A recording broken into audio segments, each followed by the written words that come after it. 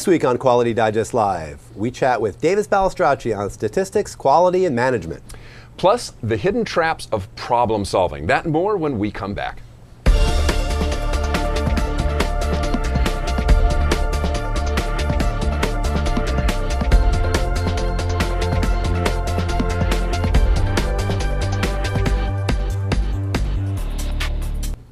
Welcome back to Quality Digest Live for March 23rd, 2012.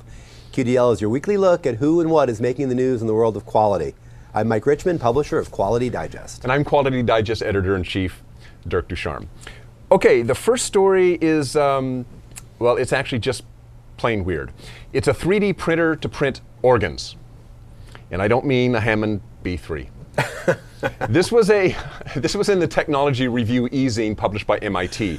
A San Diego-based startup, Organovo, can use specially prepared muscle cells which they load into a cartridge in a 3D printer and then deposit them uniformly in uniformly spaced lines in a Petri dish. This allows the cells to grow and interact until they form working muscle tissue that, according to Organovo, is nearly indistinguishable from something removed from a human subject. Amazing. It's pretty amazing.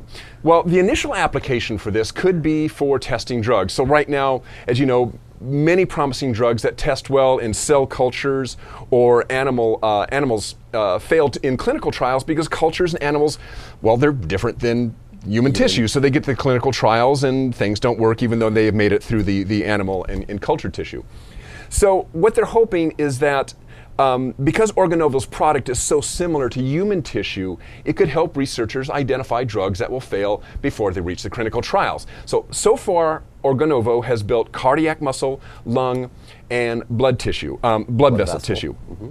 So, okay, that's cool, but there's more, and this is where it gets a little strange.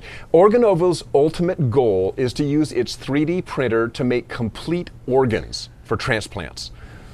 Because the organs would be printed from a patient's own cells, there would be less danger of rejection. Yeah. So, I mean, you know, we talk about 3D printing. We've talked about it in a lot of different aspects, but I mean, this was a short article on MIT, who knows exactly, but it reads as if the goal is to actually, it reads as if the goal is to actually 3D print organs. But I'm just going, man, if that is the case, that is just beyond weird. Well, it's just so far beyond the horizon, but it's a logical extension of the technology. It makes a lot of sense. It's fascinating to see that how quickly these technologies evolve into these different fields. It's funny, yeah. You come across, you develop a technology, 3D printing, which basically came into the manufacturing world for rapid prototyping and that sort of thing. And now it's going into like everything. You know, 3D printing a house we talked about a couple of months ago. It's just crazy stuff. Amazing. It really is. Well, you know, we have another story actually that's not quite as amazing, but pretty amazing. Also dealing with cutting edge advancements within the theme of industry and manufacturing. This story came from the Society of Manufacturing Engineers, and they're also in the news this week. Now, the SME, Society of Manufacturing Engineers, again, recently announced their innovations that could change the way you manufacture for 2012. Included in these innovations are biomimicry, 3D transistors, and so-called green steel technology. And another one of the technologies was actually analogous to what you're talking about, where they're actually kind of building a skeleton. Using nanostructures to build a skeleton, basically a 3D skeleton. Onto which they grow tissue in order, again, to create parts, organs. Well, maybe not organs, but they talked about building maybe I think it was a trachea or something like that. For harvesting, for use in humans. Incredible stuff. Yeah. Now, the common theme in all these innovations is that they are already being successfully implemented with measurable positive results by manufacturers across the world. The SME also announced their innovation watch list, which are innovations that have not yet been used in a manufacturing setting, but show great promise. These include fiber optics for use in place of metal wiring between computer components, and artificial photosynthesis to turn sunlight into liquid fuel. This is great stuff. This is crazy stuff. It's really amazing. These innovations will be a featured session track in SME's annual conference coming up June 3rd through 5th in Cleveland, Ohio. For more information on the list or details on the conference, check out the story link just below the player page right here. Okay. Two very, very interesting stories. What's going on in manufacturing, right, and in healthcare. Yeah, really cool. Today's guest, as we told you at the top of the hour, is Davis Balestracci. If you have read Davis at all, and he is actually a frequent contributor, frequently writer for our newsletter, you know that his big bugaboo is the misuse, or maybe let's say the non-use of process data, particularly at the management level. This is really where his big thing is kind of how the stuff doesn't get used really properly at the management level. And basically his term, and actually the name of his book, is data insanity. Davis works largely, I believe, within, and he'll correct me on this if I'm wrong, within the healthcare setting, where he says he is seeing too many decisions being made based on simplistic red, yellow, green, stoplight charts. You've heard of that, or simple trend lines, or simply looking at summary statistics, without really going through and plotting the dots and actually looking at the individual data points and see what the data points actually tell you. Forget about summary statistics, right? Forget about red, yellow, green, right? Plot the dots. It's the plot data, the dots. This is big mantra. Yep. And he says the thing is that in order to do this at the management level, it really takes, believe it or not, and it's strange because it's been at the manufacturing level forever. He said that at the management level, this really takes a culture change. Yes. So to tell us about that today is Davis Balestracci with us via Skype, I hope. There he is. Hey, Davis. Hey, Jen. How are you doing? How are you today, Davis? Okay. Well, okay, now, one thing that has been a recurring theme for me, and you've written about it a lot, and I got to say this hasn't been my experience, is that you frequently write that you've seen just too much use of, as I mentioned just now, stoplight charts or simple trend lines or summary data. When I was working in manufacturing and they were implementing SPC, I saw nothing but plot the dots. So is this something that is prevalent more in healthcare or more at the management level? Why has my experience been different from obviously what your experience has been? Well, it's rampant at any management level, given. Now, I was an internal consultant for 3M for 7 years, and maybe you were in a place that was more sophisticated on the front line. I mean, I saw the application of statistical methods, but even then, it's like Don Wheeler says, the purpose isn't to have charts, the purpose is to use the charts. I saw a lot of charts. I didn't see them being used properly, and spec thinking was rampant. So that's my experience. Okay. People they have the chart, but they still don't understand the basic concept of variation. And as I went on further, even in my manufacturing career, I found myself getting more simple in my consulting and emphasizing understanding variation more.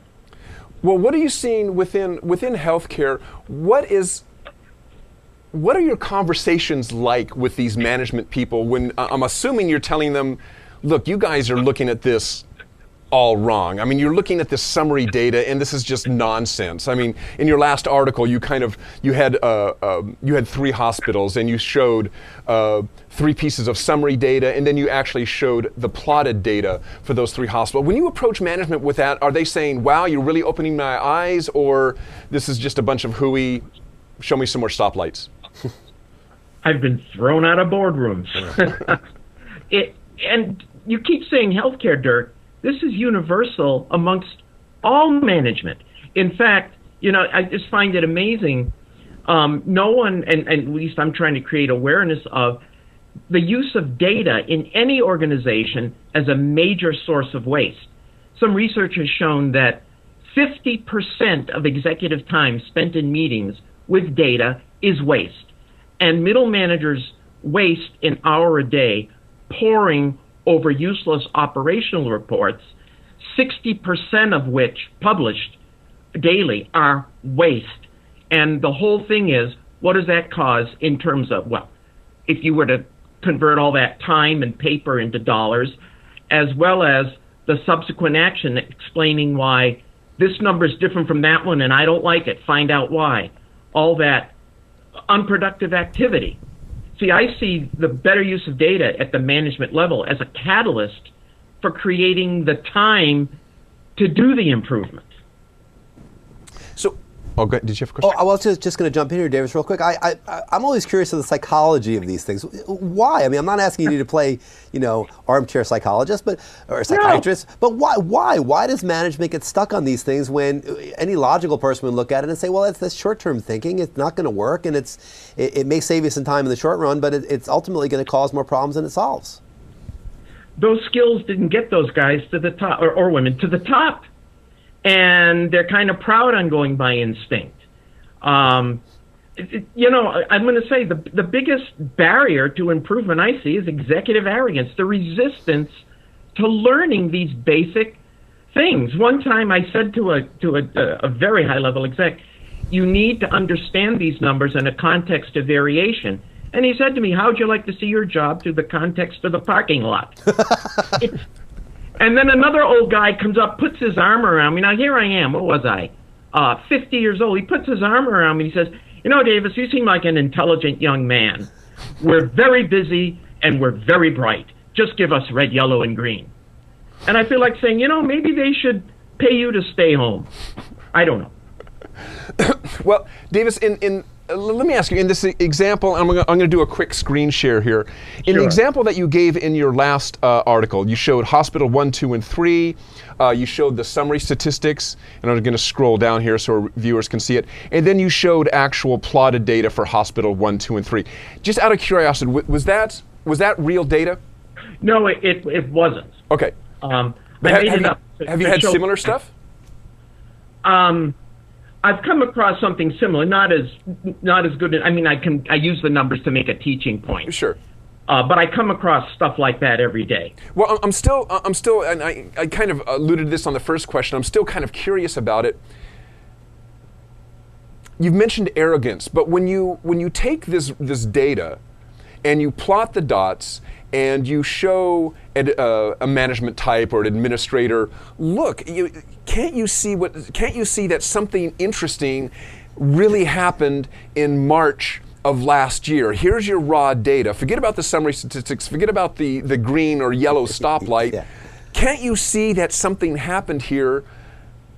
I mean, these are smart people. I mean, don't they see what's going on? Doesn't it at least raise a question mark for them? If I can even get to that level to present it. Okay. It's amazing. The resistance is really, again, I come back to psychology so many times when I talk about stories on this show and the psychology of change and change management and why people fear change so much. And this is, I think, is a striking example that people just fear change. We've always done it this way. It works for us. We're busy. We don't want to deal with it.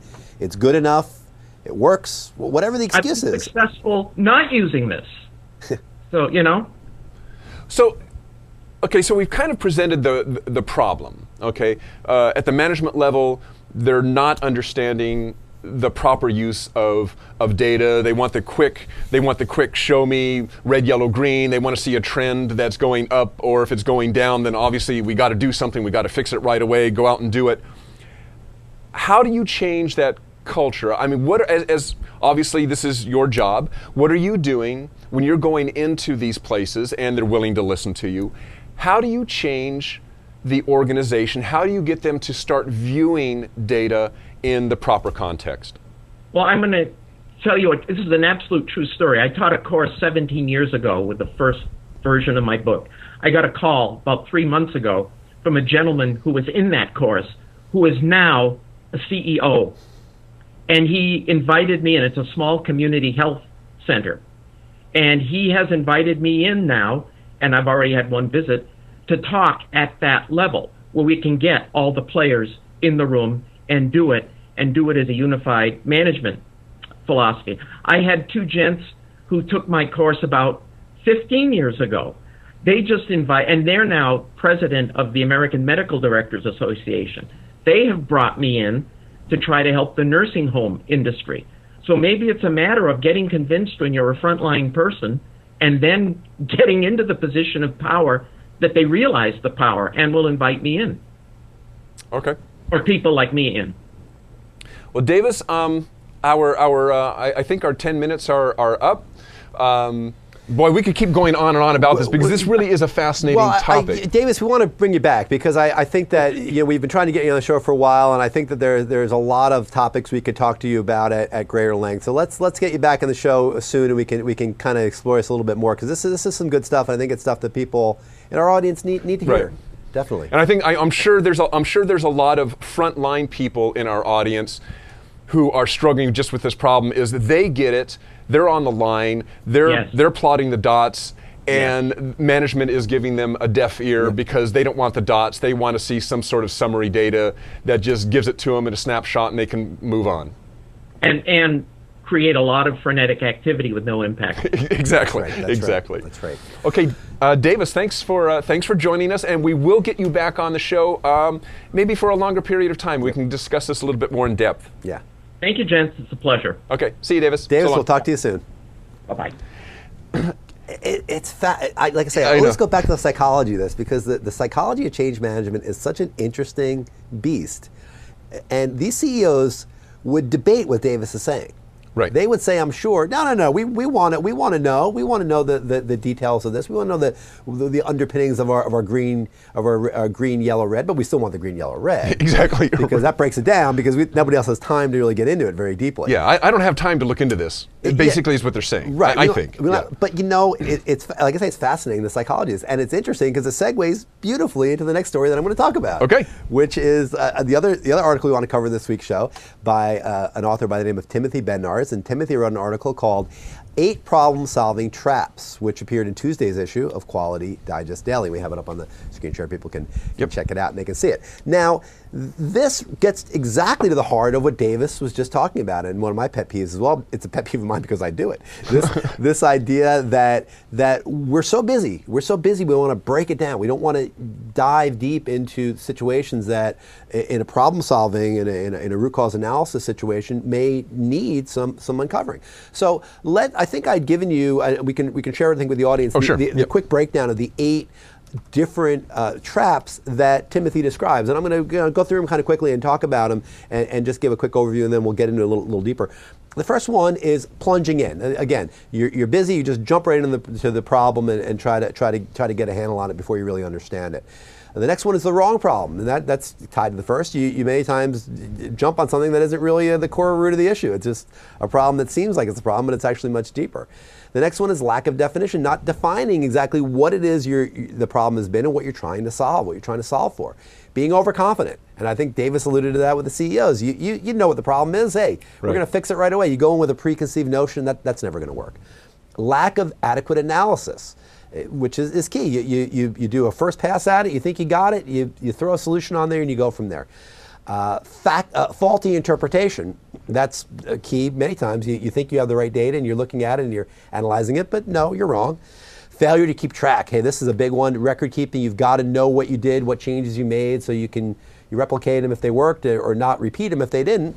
And of course the failure to have a formal process, and process-oriented change is of course what we're talking about here. I think what's common to all these traps is in some way, shape, or form, they all deal with this element of time, quick speed, fix, pressure, the quick fix, right? On the East Coast, we call it the fill and fly, where you have the pothole teams. They come out in a truck with some gravel and they take 3 minutes to fill in a pothole and they run to the next one, right? I mean, that lasts for 2 days and the pothole's back, right? I mean, the spackling over a crack in the wall. I mean, this stuff happens all the time, right? So the reason this story resonated with me is because I do this. I mean, I am, as a manager, I am a person who wants to do things quickly. There's a lot going on in this company, as it is with all of your companies and organizations out there, and we're all trying to get to a lot of stuff. So I think the tendency is to want to, again, fill it and fly, spackle over the cracks. But if you don't do that, if you're not taking the proper precautions to really kind of do a root cause analysis and do a corrective and preventive action after that, to really look at it and look at the underpinnings of those problems, you're never going to fix them for good. And I'm slowly learning this. And articles like this from Timothy help me to understand what my own problems are with this and why my own psychology is that I want to just do it. It feels like wasted time because you're not solving anything. But you are. You're taking the time to really get your hands around the issue, the real issue, the root issue, not the symptoms, the real root issue. And when you do that, And when you solve it and you fix it and it's done, and then you don't have to worry about redoing it, right. that saves a lot of time. All of you out there know that. I mean, this is not breakthrough wisdom here. This is very simple stuff, but it's simple stuff that we need to keep repeating because I need to know it and I need to hear it. And I think that it's a good article. It's the kind of stuff we like to cover.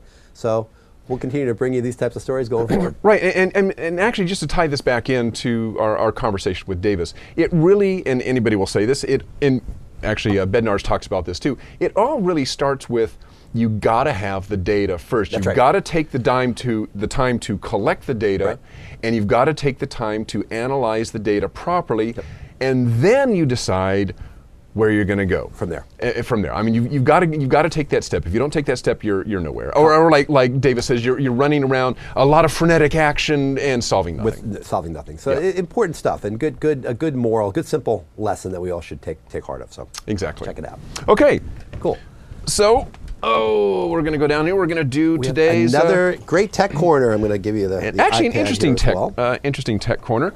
You know, one of the things that we've talked a lot about on this show, and actually we've talked about it a little bit today, is one of the big movements within the quality industry has been actually recently, 10, 15 years, within the healthcare industry, where there's been a lot of effort being put to reduce medical errors. One of the most prevalent type of medical errors are actually medication errors because they're so simple to do.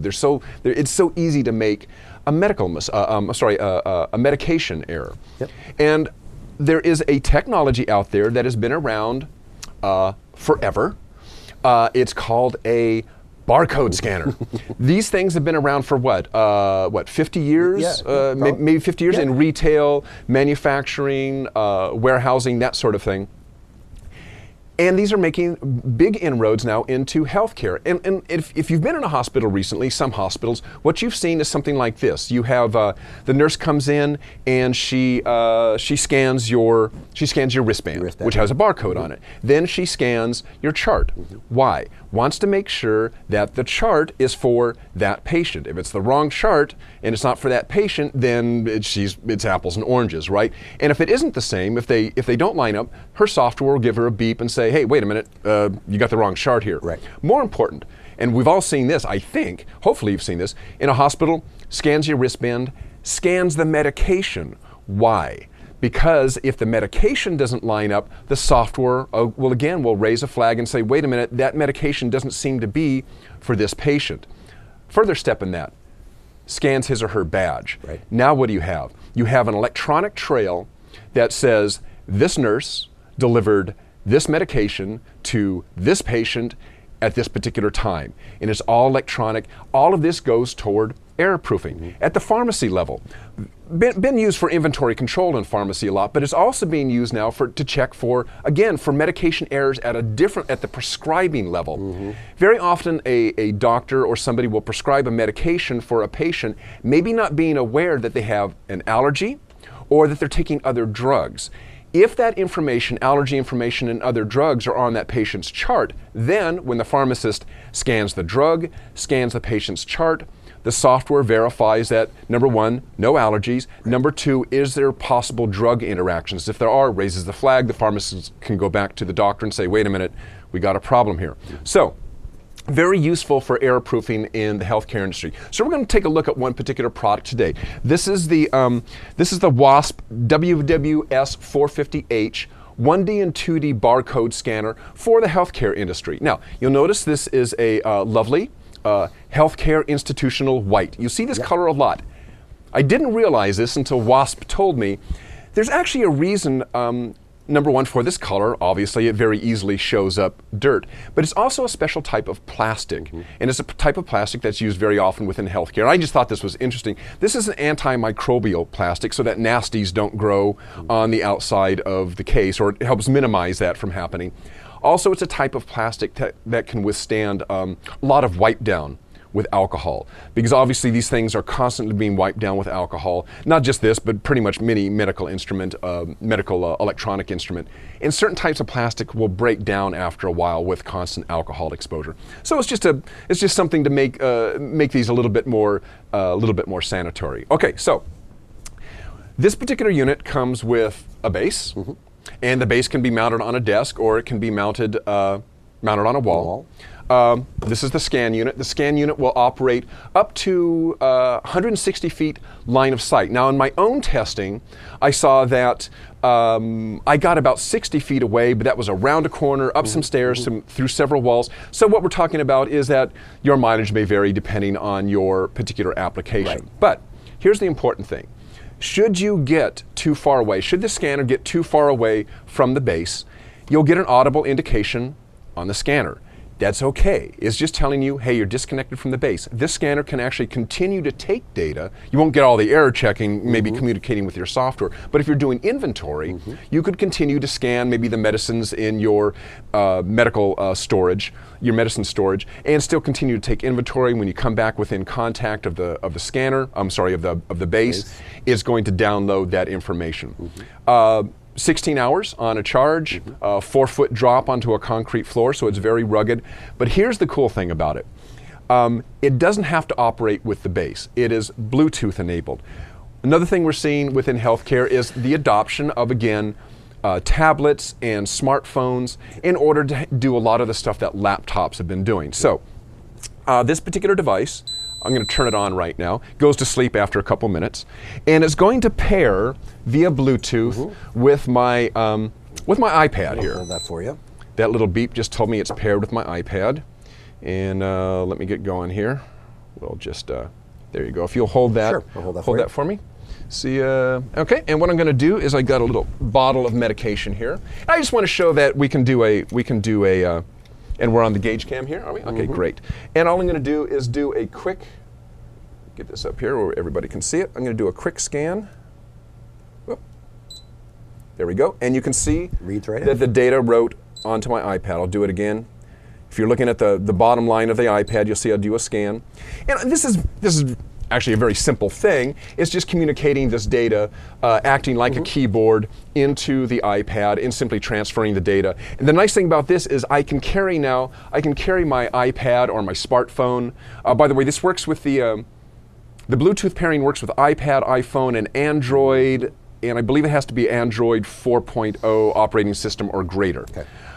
But now it means you don't have to carry around a laptop. You've got your computer or your phone and your scanner, and you can go around, take these with you wherever you go. So it's just, to me, what's fascinating about this, I mean, everybody's seen barcode scanners. This is a 1D and a 2D scanner. They've been around forever. I just love that this technology that's been around forever is becoming integrated into error proofing within the healthcare industry. It's one of those things that just makes sense. It's just a logical extension of the capability of the technology, which is what we love to see people use. I mean, why reinvent the wheel if there's a solution out there that works and can be adapted for your particular application? Hey, go for it, right? Go for it, exactly. That's exactly the way we like to see it. So that's great. Good. And again, just to reiterate, that was the Wasp WWS450H.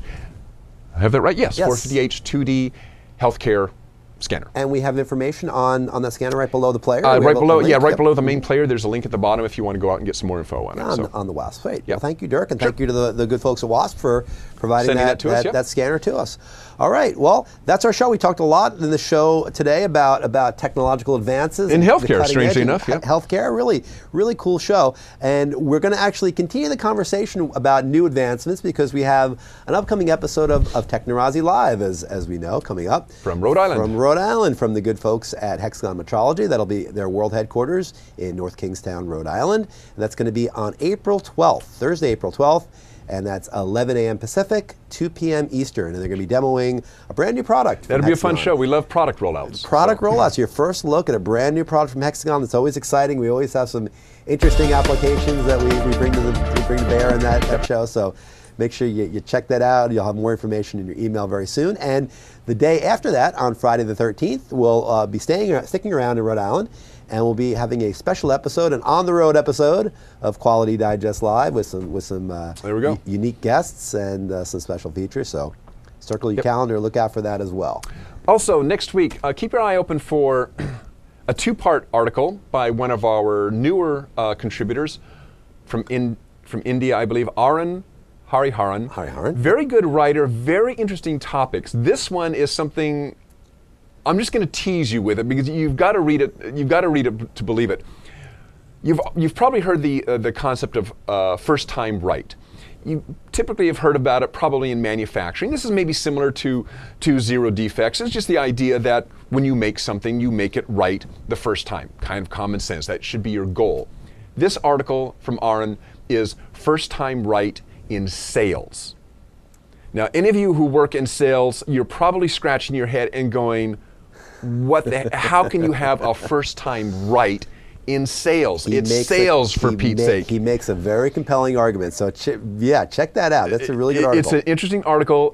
It's on Tuesday and Wednesday, part 1 and part 2, I believe, next week. So you want to check that. Even if you're not in sales, actually, it's just an interesting application of the first time right concept. That's right. So check that out. That'll be next week in Quality Digest Daily. That's right. Of course, we'll be back next Friday with another episode of Quality Digest Live right here.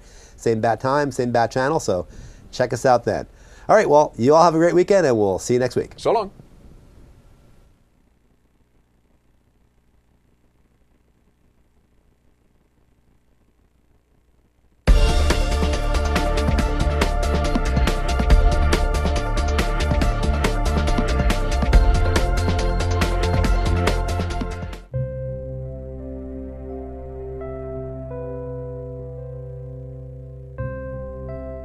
Thank you.